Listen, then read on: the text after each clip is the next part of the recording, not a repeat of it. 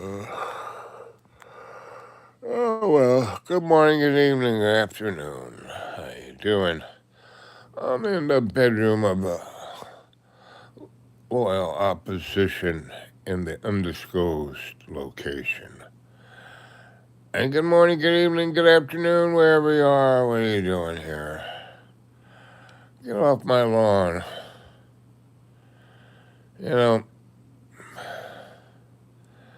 everyone loves to be right.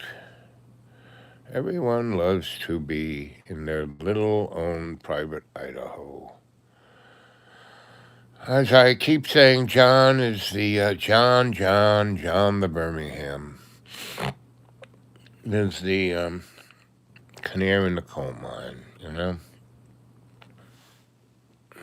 He is, if you want to know what the United States is, John Birmingham.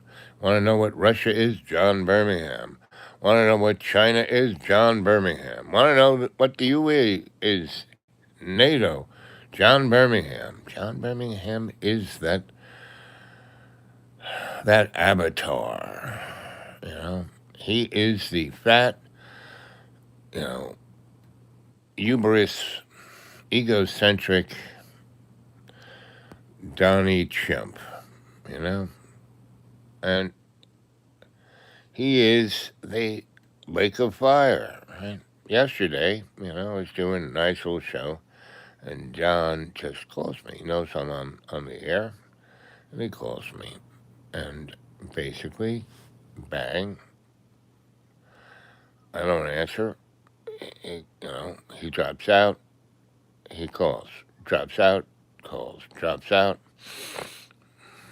and then I get annoyed because I know that every time he calls, he interrupts the show, and the audio goes out. You can still see my face, but you can't hear me or hear John. I mean, if John could have been in the audio, you would have heard him, right? And it's got all these personalities. Jimmy, the moron. Earl, the Southern bigot. Um, you know, Larry, the black drunk. He's one of the characters that was in the Black Abbott and Costello, right? The two taxi driver guys. Anyway, that's what we got going on here. And Ukraine, right? So NATO was put together to basically, after World War II, the United States was the only person who didn't get bombed, whose, industrial output was at its max. It made a fortune just like it did after World War One, but and it did the same thing that World War One manifested, right? Instead of just hanging Germany out to dry at Versailles, um, basically they made a deal with Stalin. That picture in Yalta of FDR, Stalin, and Winston Churchill. It was obvious England's empire was toast, and but by making the deal that they did, having Russia the loyal opposition, basically it kept England in a place where it could take advantage, corporate wise and power wise, um, by allowing the United States, to be the chump. I mean, they didn't know Donnie Trump was even around yet. He wasn't. He wasn't born yet. Or it might have been, but he wasn't. His daddy was just a fascist wannabe. You know, Donnie's daddy wasn't a fascist. No one's a fascist because you guys don't understand what fascism is. Fascism is the Federation. Star Trek's Federation. That's fascism. An entity that is the state, right? Is the corporate state. That's what it is, a corporate state, right? And you live happily in your little box right there in San Francisco. You got a nice view out the window, but you can't open the window. You can go downstairs and walk around, but it's like walking around on a public golf course, right? And so in your little box, it's colorful ish, whatever clothes you want to wear ish. You have this little privy that's over in the corner, and you sit down. I don't have to pull your pants down. Basically, you sit down on it, and it just like how you get beamed up to the Enterprise or beamed down to the planet. Basically, you sit on the privy, and basically all the crap in your colon and your urethra gets beamed out, right? And turned into atoms. You don't even need a septic tank. And then, if you're hungry, there's a replicator. You don't even have a kitchen, right? You just have a replicator, right? So you want a cheeseburger? Boom, there it is. You want Earl Grey tea hot? There it is. You want a pair of Jordan sneakers? Bang, there it is, right? That's what you don't have to, you put the clothes in the replicator, gets turned into atoms, and you basically, that's your life. And, the Federation's out there in the universe, doing the same, imperial hegemony of stealing people's stuff, dilithium crystals, having wars with the Klingons, who then become your buddies, right? And so, like, World War II ended, and everyone was broke, everyone was blown up, and we had the plan where we rebuilt Europe in our image and likeness, right? And but they didn't have any Native Americans to kill, right? So basically, we had these little wars that was in the dynamic of conflict with Russia and the United States, right? And again, it was for why'd we have Vietnam for basic you know we wanted to control their economic essence. We wanted their rubber, we wanted their this, we wanted their that, and we wanted them to be a little manufacturing den. Same with China. Has no resource but had a lot of people, and we allowed them to be in there pretty industrious. So we let them build our shit. Instead of having the factories in Williamsburg, Brooklyn, making the Cupid dolls, we shipped it off to China. And we got richer and richer and richer, but it was really not valuable, you know, because we monetized the major resource that everything was based on oil. We made oil the new god, and that's why we're in the place it is. I mean, you read the old, the Torah, the Old Testament, right? And when, the 12 tribes become NATO, God basically whines that Israel is, and that's NATO. Israel, is stealing his cigarettes and taking his loose change, right? He's having all these wars that he's got to pay the ticket on. I mean, Israel is, and NATO is, and the United States is, and we did all kinds of nasties. The CIA, like Italy wanted to become a socialist country. They didn't want to become more of the same. So the CIA went in there and Operation whatever that was called, big penis or whatever it was called. They got rid of all the valued politicians and put in pawns. Corrupt pawns. Same with Greece. Same with Turkey. you know, anyway, so here we are, right?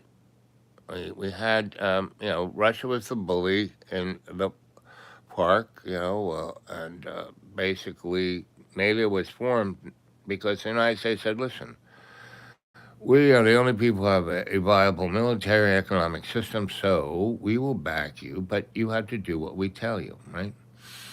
And we'll take care of your security. Let's start this NATO. You put in people, you put in money, and Europe didn't pay their fair share, and so America allowed it because they were putting forth an illusion, right, of what everyone thought would be nice, a liberal democracy, blah blah blah. Well, it wasn't, right? And Russia was, our loyal opposition. It had the Eastern Bloc to protect itself, and we went on for 75 years at playing out that little thing. Then Russia couldn't compete economically, so it collapsed. So Soviet Union went away, right? And Russia was left, in the 90s starving, right? So the Koch brothers went in there and re-drilled more oil wells and started pumping oil, and they made trillions, right? And that's what backed our economy. You know, Middle East oil that we basically backed Israel as our proxy, military proxy, and the Arab countries were our go-to boys and uh, you know, precipitate a environment where conflict and chaos could rule, and it could stretch out its little fingers and blow things up in Europe and threaten the United States. And then 9/11 happened, and which was again a false flag kind of event. Whether ISIS even I mean ISIS was put together by the CIA, just like Iran, which is a Persian culture that goes back thousands of years. And we had the Ayatollah Khomeini in Paris, as the foil to what's his name, the Shah of Iran. Shah, do exactly what we say, or we're bringing this crazy guy in, and you'll be toast, right? So we did, right? Bang, boom, bang. We kind of did something to the Shah, and he became cancer, and they had come to America for medical, blah blah blah. Well, they had a lot of medical blah blah blah in Iran. We took them out, so there'd be a vacuum, and this bunch of college kids, had a revolution. Ayatollah was flown in from Paris on a U.S. Air Force C-130, and General Secord and Ali North helped him down the steps and put him in power. Right? That's what we got now. Now, Iran had, been allowed to, build itself as the second powerful military economic power next to Israel, and then it fell apart. But still was a great loyal opposition as an enemy. And then, we put, you know, the boys in Syria, that family in Syria, as a despotic leader, and we put Satan in Iraq, and then we had Iraq and Iran go after each other. So more chaos could be sown in there, and we could take their oil easier. And then we had, Satan asked Gladsby if he could go into that little country that used to be Iraq, and then, in the 60s or whenever, England sliced it off and turned it into what it is, just like it did to all those countries. So all the Mideast was drawn out on a napkin, with the French and the English sitting in Cairo, drinking coffee. Anyway, so, you you want to see what the New World Order is? Look at John Birmingham. That lost his mind whatever edge he had gone, he's staying in recluse. He looks just like Donald Trump, you know. And what's happened to America? I love my Donald Trump. I love him. I love him. I love him. Why? Because most empires takes 100 years to fall. Donnie's destroying the United States in 10 months, right? Tariffs have destroyed the illusion of our economic supremacy, right? Canada was over after Donnie 1.0 realized what was going on. They rejiggered NAFTA into America, whatever it's called, and both Mexico and Mexico and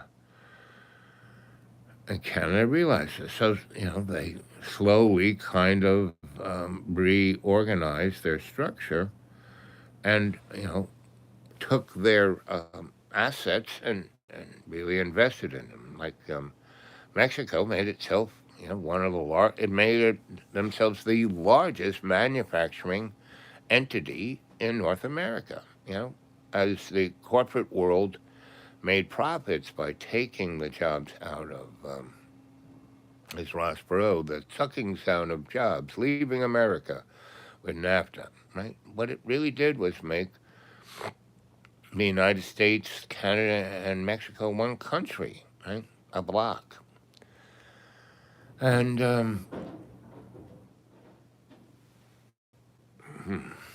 so basically,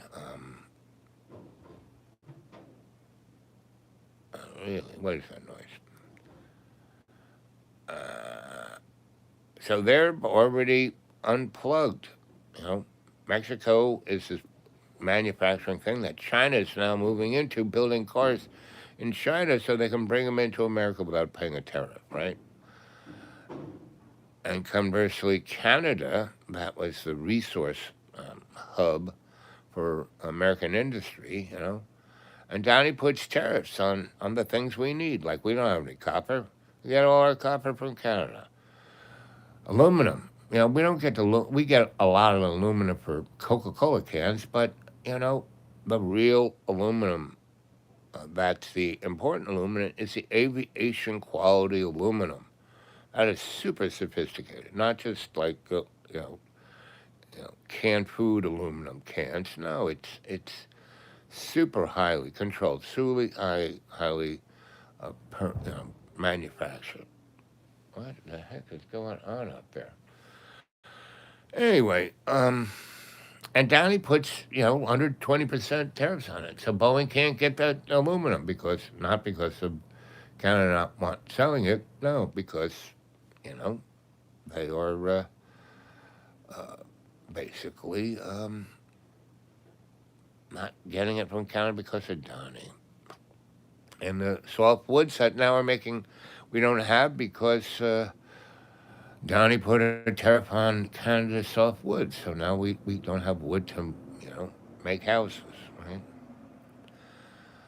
The oil, all our oil came majoritarily, our profitable oil came from Canada, right? They turned off the spigot. And with Donald Trump won, they saw the handwriting on the wall. So what they do? They frigging basically built infrastructure so they could take the oil to the rest of the world, right? And the natural gas also. So they took it, and they did it. And when Donnie 2.0 came in and was, doubled down on his John Birmingham-ness, there you go, right? And so we have cut ourselves off from Canada. Canada says, that relationship that we've had for over 200 years is gone. They're our neighbor, but big deal. America is irrelevant to Canada, and it is. So it's moved on, moved away from the relationship. Just like Johnny Birmingham, Johnny Toilet, just like Johnny Toilet, basically his ex left him, right? Just like Canada left America, just like Mexico left America. And Mexico and Canada just signed an agreement to be good buddies in resources and manufacturing. And part of that America whoopee doo thing was Canada bought a railroad line that goes straight from Canada through America down into Mexico. So all those resources that we want, we're sending, Canada's sending through America to Mexico. Never stopping, never, giving America a nickel for that, right? Because it's not being left in America, so it's not being tariffed. I mean, it's this. I keep saying all of this is scripted. None of this could happen if it wasn't scripted. Now, all the academics, the people who rule the world by what's in the book, and who wrote the book, the Hidden Hand, Hail Hydra, Illuminati, the cockroaches that run the universe. Anyway, so good morning, good evening, wherever you are. I'm still asleep here in my warm little bed. I've turned the heat on here in the undisclosed Holiday Inn in Germany. I'm in Dusseldorf. It's so nice, right? So nice, right? But this place is collapsing. It's toast because, for 75 years they lived in illusion, and Russia has too. Russia is like about to start nuclear war, right? Whether it goes full Monty and kills everyone on the planet, which it could, but India and Pakistan about to go into a war. They each have about 100 nuclear weapons. If they only shoot 40 each at each other, right, and decimate each other's country, killing maybe billion point something in an afternoon, well, that radiation, those areas will be uninhabitable, right? Another billion will die of starvation and radiation poisoning, and the edges of those two countries, will be also devastated and dying of starvation and disease. So if they have a nuclear war this year, and this year is a year of, we've just had chaos. 25 was the year of chaos. 26 is going to be the year of really death, right? I'm watching people just drop like flies, just from flu, right? Just from this, just from that. And it's what it is. Their soul is gone. They don't have a heart anymore. They don't talk to God through their heart. They go to church in the J.C. Penney look, their squeaky shoes, their new crappy car. Anyway, same it ever was. Here we are, right on tomorrow is New Year's Eve, and Thursday will be the first day of 2026. And the world is in a total mess. And people are in total chaos. Everyone, I see everyone, basically lying to themselves. Me? Well, I've been watching it for the last 75 years, and, I've been conscious intent I am, conscious intent I am, conscious intent I am. Right? Anyway, conscious awareness I am, conscious awareness I am. So, I was the golden ball when I was a child, right? And then by the time the nun murdered me, instead of losing the golden ball, I had it, you know, pushed into me. And so I was kept that observant, beautiful, loving, little chunky monkey all through my life, right? And I was blessed by God's hand to always have a mentor that was of a high value, Cardinal Cushing, three hats from the Pope. His vision of me was to be a priest, rocket scientist for the Pope, right? That would change things. Well, he did a pretty good job at that, and that nun, I was the sacrificial lamb. I was the blood of the lamb when she murdered me in first grade, right? But I didn't die.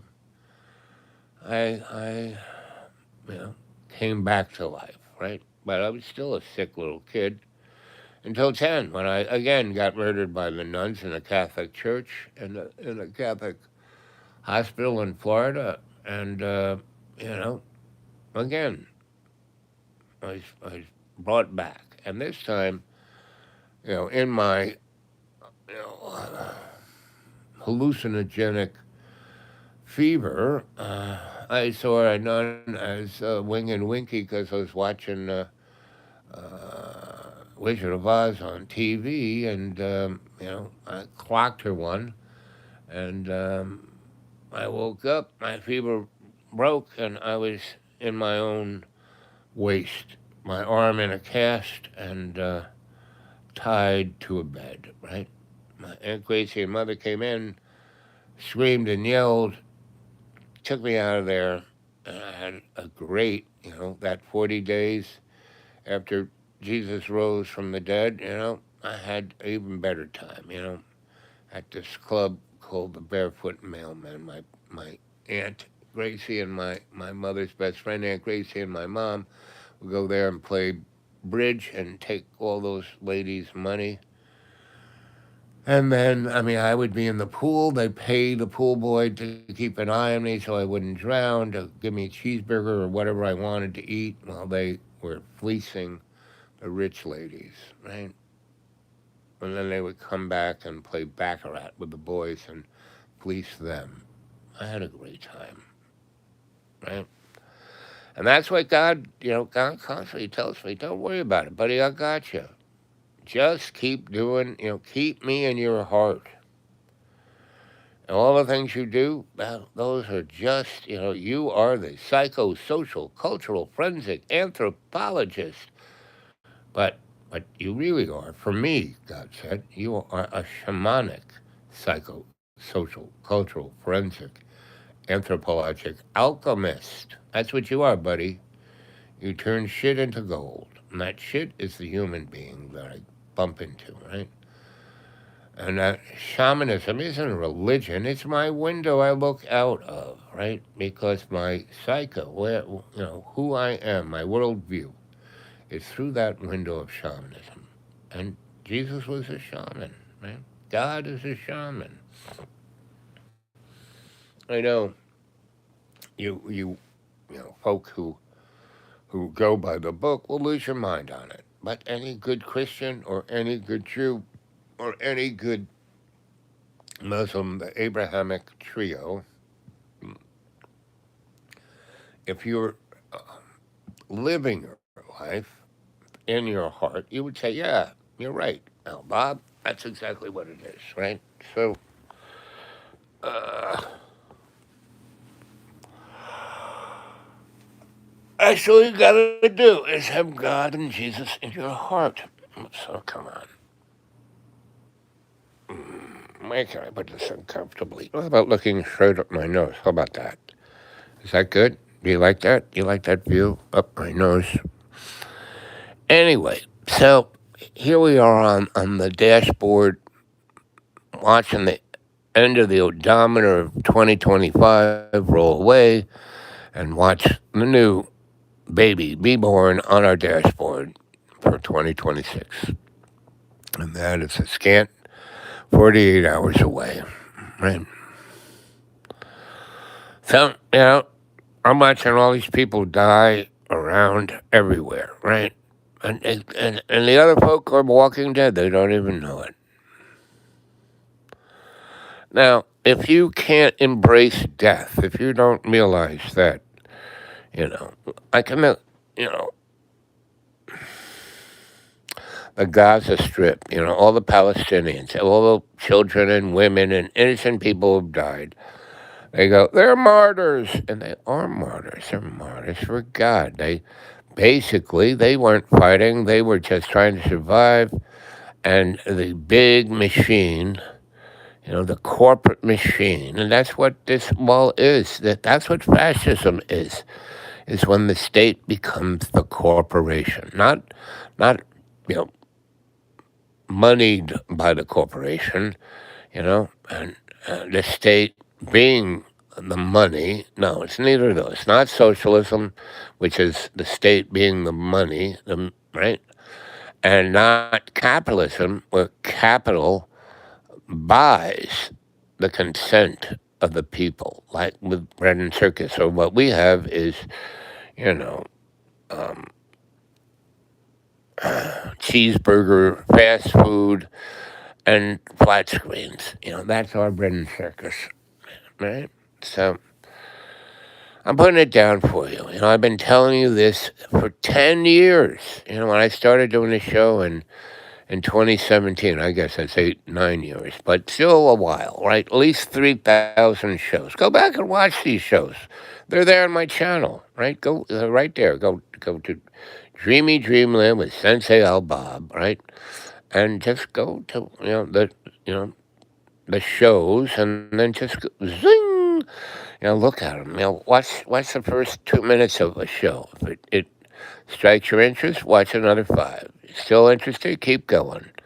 Get the general picture, right? I kind of give you the general picture. Right? I used to be able to put a title on it and a little insight. I would give a "What does life mean?" That's the title, something like that. And then, I always said, "What's the story about?" Love's co-creation, because that's all there is, kids, right? And so when you live your life that way, it makes it quite simple because you're going, Jesus, I have no clue what I'm doing here. Please take the wheel, drive the car. I am your doula with agape love. Agape love. It's just like muskrat love, right? But it's agape love. Muskrat here, muskrat there, right? Just like band, da da da da do do do do band, do do do do do band. That's what you know. When you have a real problem with your life, the problem is you have been up your rectum, right?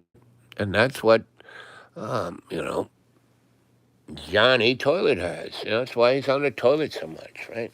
He's trying to pinch out that gerbil in his colon, right? And if he wasn't, binging loaf of bread after loaf of bread soaked in olive oil, he wouldn't look the way he looks. Me, all I got is, I am slimmed down. I'm almost 210. I bounce between 210 and 199, right? And my blood sugar is pretty good. And I don't have to take any drugs anymore. I got them around, but all I have to do is, live in God's love, right? Yes, my body is destroyed, right? Sorry, Al. That's what God said. When I was like in that titty bar with the corporate lawyers, and I'm looking, the girls in my her head is in my lap, and the other girls are peeling the grapes, putting them in my mouth between the breasts, and I'm saying, Jesus, is this a sin? And, God said, oh, no, no, no, no, no. You're my shamanic, psychosocial, cultural, forensic, anthropologic alchemist. You need to study this. You're just on a, you're doing ethnography on humanity. So, yeah, but you want to see a sin? The only real sin is when you turn your back on me, or God, saying this. And he says, look at your clients, all those lawyers. Look at them. They're living for this. This is their God.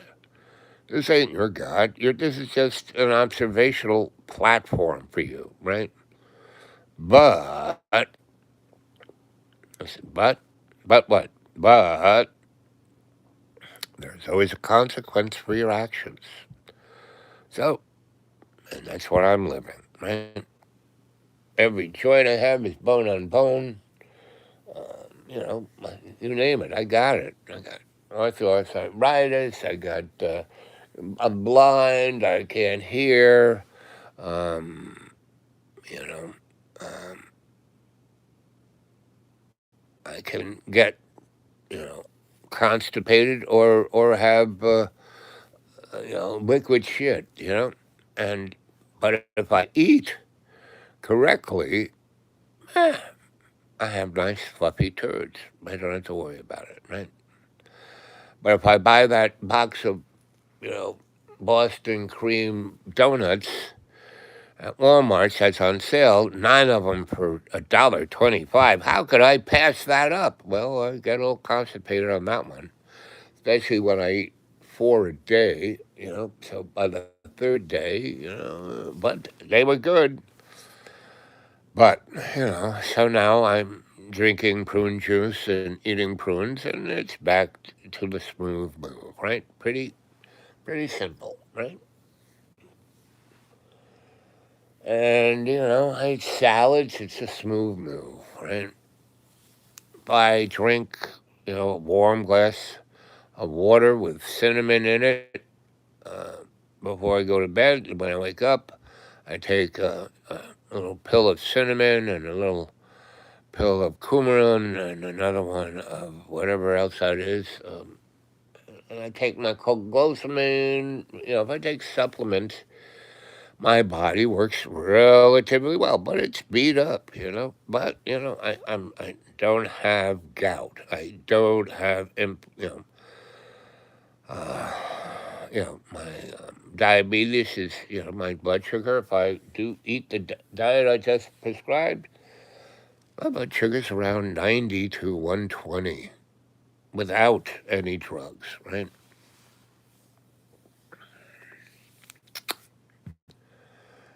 So it's not a hard thing.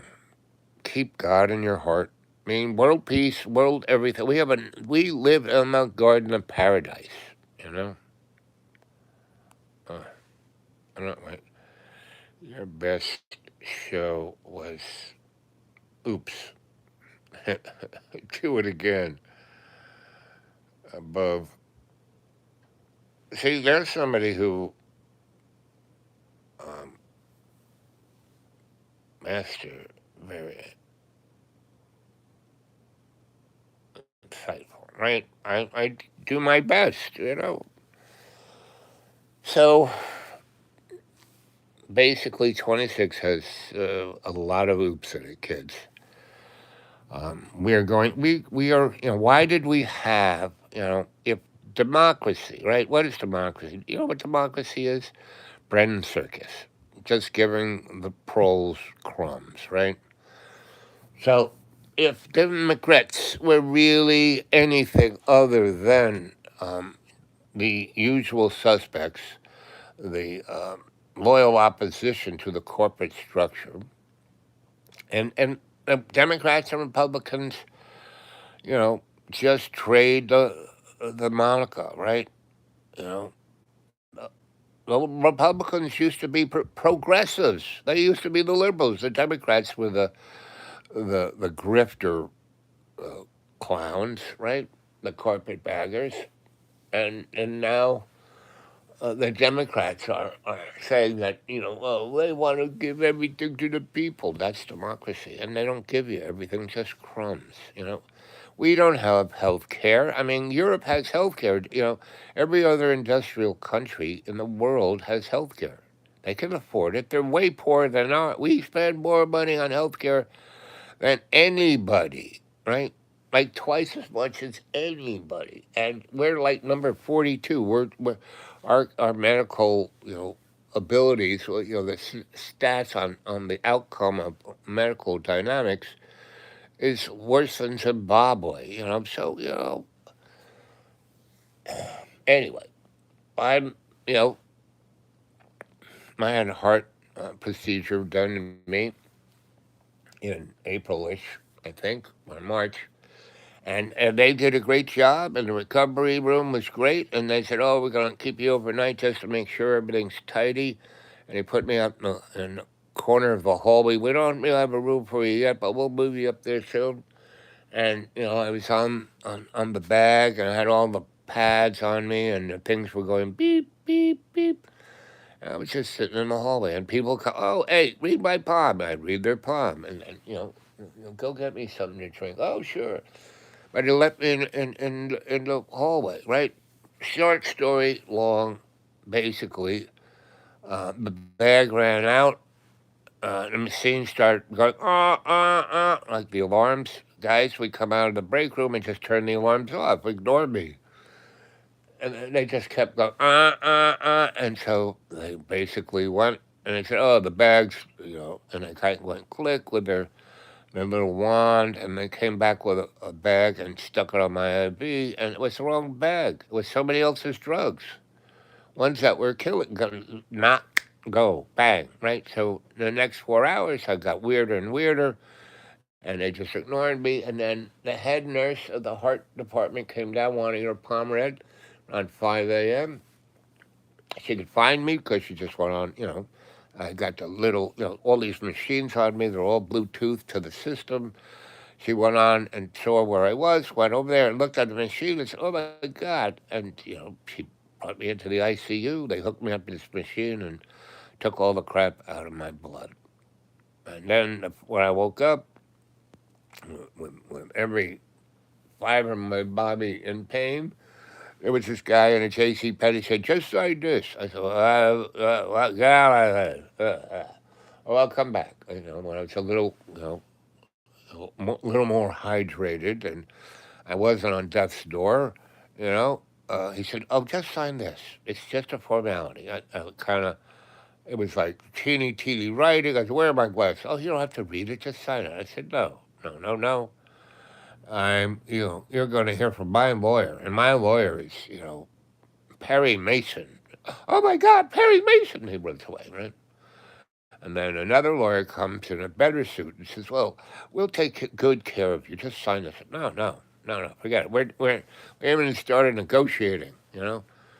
Perry Mason's coming in here at midnight. And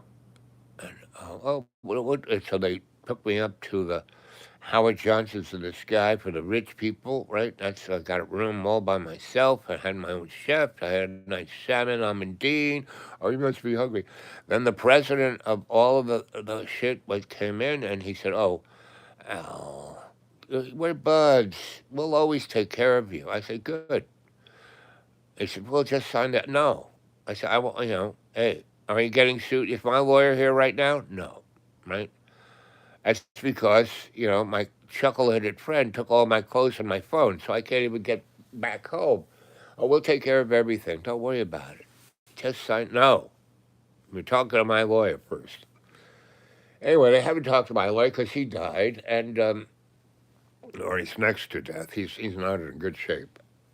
And I've gotten better, right? And so I have the best health care you could imagine, better than rich people, right? I'm best friends with the president, and the guy ain't even a doctor. He's an investment banker. So since April, I've had lunch with him in his private dining room twice, right? Oh, just no. I said, maybe I want my hip replaced. Oh, yeah, we give you the best guy. I went to that guy, and he had this course where he told you exactly what the operation was, where it came from, how it done, how you had to prepare yourself, and what you had to do for the next 6 weeks after. You can't just go dancing after the operation, no. And the odds were, and he's the best at it within 1,000 miles, and he's like saying 8 out of 100 people get infections, right? And then they're messed up for life. Half of them die, right? Basically, you get the operation and it isn't perfect. Well, your leg isn't any really better than it was before the operation. And that's about another 8 people to 20, right? It's a grading scale. So that leaves about, you know, 52 people that the operation went well with. You're fine. 6 weeks through physical therapy, you're walking around. But in 10 years, that operation, that device inside it will kind of wear out faster than what God gave me, right? So I am in the process of rejiggering my life through prayer and alternative processes. If you want to know about, get a hold of me at the Dude Awake 42 at Gmail. The Dude Awake 42 at Gmail. And that's for anybody. Anybody wants to mention anything, say anything, do anything, the Dude Awake 42 at Gmail, right? So here we are, and it's a beautiful day. I'm alive, right? I'm waking up, and I'm in the penthouse of the undisclosed, you know, location in Dusseldorf, and all the German people. I love schnitzel, right? And boy, can they bake. Oh, those Boston cream donuts. Ooh, baby. So I just had to stay away from those and eat pretty good food. And I'm fine, right? I'm set. But God has, put me in this chuckle place because everyone here is the walking dead. I give them a chance to wake up. I talk to them. A lot of people, some people go, they're not even there. Half the people are not even here. 20% feel like they're in jail. Their kids took their money, stuck them here. Well, it was lucky they got them stuck here instead of just leaving them in a trash pile. Because there are a lot of people in America that are on the trash pile and don't even know it, right? So, America is more than broke, right? And why are we going to Venezuela? Because there's more oil there than anyplace else. We go in there and take it, right? And that's what he said. We're going to take our oil from Venezuela. It's our oil. They took it from us. We went in there and built the whole infrastructure, and we were getting it, and that's our oil, right? So that's what Donnie, the chucklehead who's the head of the, our treasury. We within 3 months, if we don't get no less than that, sometime around March, if we do not get $3 trillion just to pay our debt, not to pay it off, just the interest. We have a balloon payment coming. And if we don't pay that, we will default. That means any kind of anything that we had set up economically will be toast because people already know we can't pay our bills. So that's why they're backing away, right? That's why they are like China is selling. They were the largest purchaser of our debt.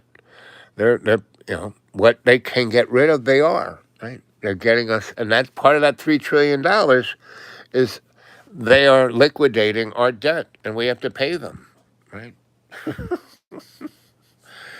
And if they, basically, if we can't do that, we default. If we default, that means all of the debt that China is holding as their backstop to their economy will collapse and they will go down, right? Along with, same with the EU, they will go down. Same with, all of, you know, whatchamacallit, the Mideast, they will go down. Israel will be out on, you know, the precipice, outside the window, standing on the ledge, 120 stories up, and they will collapse just like what happened to the World Trade Center. When you saw that picture of the World Trade Center turning into dust falling to the ground, right? Those airplanes didn't do anything. The World Trade Center was designed, all its load carried on the outside of the building. It was called the bird cage. It was designed to not allow an airplane to, crash into the. I mean, the airplane could crash into the World Trade Centers, right? They were designed to take two 707s, hitting it at the same time, right? A 767 is an aluminum thermos with engines on it. I mean, it is super light. 707 is built like a tank. Anyway, If you want to know what happened on 9/11, go read a book called Architects and Engineers for 9/11 Truth. Now, people say, I read that book, that's so full of shit. Oh, that didn't what happened. It's those airplanes, right? It melted the ceiling and it all collapsed. Just like our economy is going to do in March, right? I mean, really. Ow. Now, America ain't going to go anywhere. You can't, but all of these illusions will be, and that's why I love my Donnie Trump because most empires, fade away. This one, and we're not going nowhere, right? But that's why we're going to have to attack Venezuela, right? So that's why we have the aircraft carrier out there. 30% of our naval wealth in personnel and hardware is sitting ducks. China and Russia have brought in some of their best anti-ship cruise missiles, right? And Venezuela has aircraft, and if they go kamikaze, they could do some damage to that naval task force. There's no way that the 5,000 Marines can come on board shore because there is no shore. That whole Gulf of Mexico side, the whole Caribbean side of Venezuela, is a mountain range. They have they got guns up on those mountains pointed down at the little strip of beach, like 300 feet. Then the mountains. You can't drive a tank up a mountain, right? So there is no like coming in at Anzio, or Omaha Beach. No. If they try and go in there, it's toast. If they try right now, we have military in a Caribbean island or state that's right next to Venezuela. If they try and go in on the side, you know, Venezuela's rainforests make Vietnam's rainforest look like, Disneyland, a park. Right? These are mountains with trees with rainforest on top of mountains. I mean, it's like impenetrable.